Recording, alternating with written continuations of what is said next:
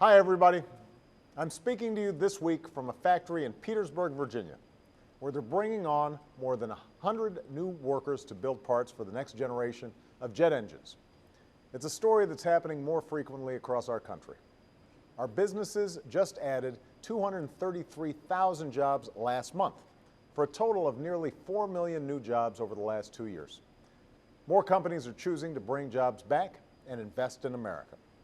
Manufacturing is adding jobs for the first time since the 1990s, and we're building more things to sell to the rest of the world, stamped with 3 proud words: Made in America. And it's not just that we're building stuff, we're building better stuff.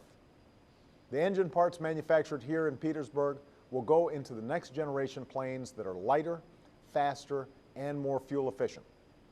That last part is important, because whether you're paying for a plane ticket or filling up your gas tank, technology that helps us get more miles to the gallon is one of the easiest ways to save money and reduce our dependence on foreign oil.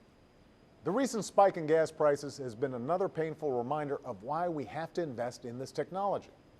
As usual, politicians have been rolling out their 3-point plans for $2 gas. Drill, drill, and drill some more. Well, my response is we have been drilling.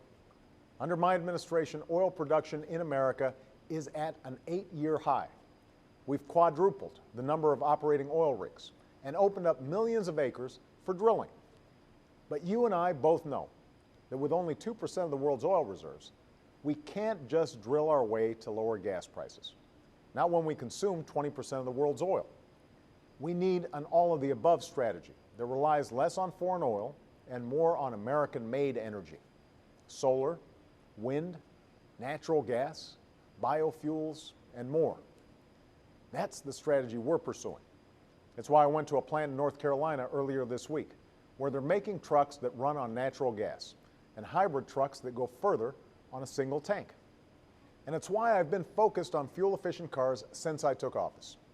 Over the last few years, the annual number of miles driven by Americans has stayed roughly the same, but the total amount of gas we use has been going down. In other words, we're getting more bang for our buck. If we accelerate that trend, we can help drivers save a significant amount of money. That's why after 30 years of inaction, we finally put in place new standards that will make sure our cars average nearly 55 miles per gallon by the middle of the next decade, nearly double what they get today. This wasn't easy. We had to bring together auto companies and unions and folks who don't ordinarily see eye to eye. But it was worth it, because these cars aren't some pie-in-the-sky solution that's years away. They're being built right now by American workers in factories right here in the USA. Every year, our cars and trucks will be able to go further and use less fuel. And pretty soon, you'll be able to fill up every 2 weeks instead of every week, something that over time will save the typical family more than $8,000 at the pump. We'll reduce our oil consumption by more than 12 billion barrels. That is a future worth investing in.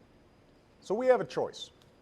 Right now, some folks in Washington would rather spend another $4 billion on subsidies to oil companies each year. Well, you know what? We've been handing out these kinds of taxpayer giveaways for nearly a century. And outside of Congress, does anyone really think that's still a good idea? I want this Congress to stop the giveaways to an oil industry that's never been more profitable and invest it in a clean energy industry that's never been more promising. We should be investing in the technology that's building the cars and trucks and jets that will prevent us from dealing with these high gas prices year after year after year. Ending this cycle of rising gas prices won't be easy, and it won't happen overnight. But that's why you sent us to Washington, to solve tough problems like this one. So I'm going to keep doing everything I can to help you save money on gas, both right now and in the future. I hope politicians from both sides of the aisle join me. Let's put aside the bumper sticker slogans and remember why we're here, and get things done for the American people. Thank you, God bless you, and have a great weekend.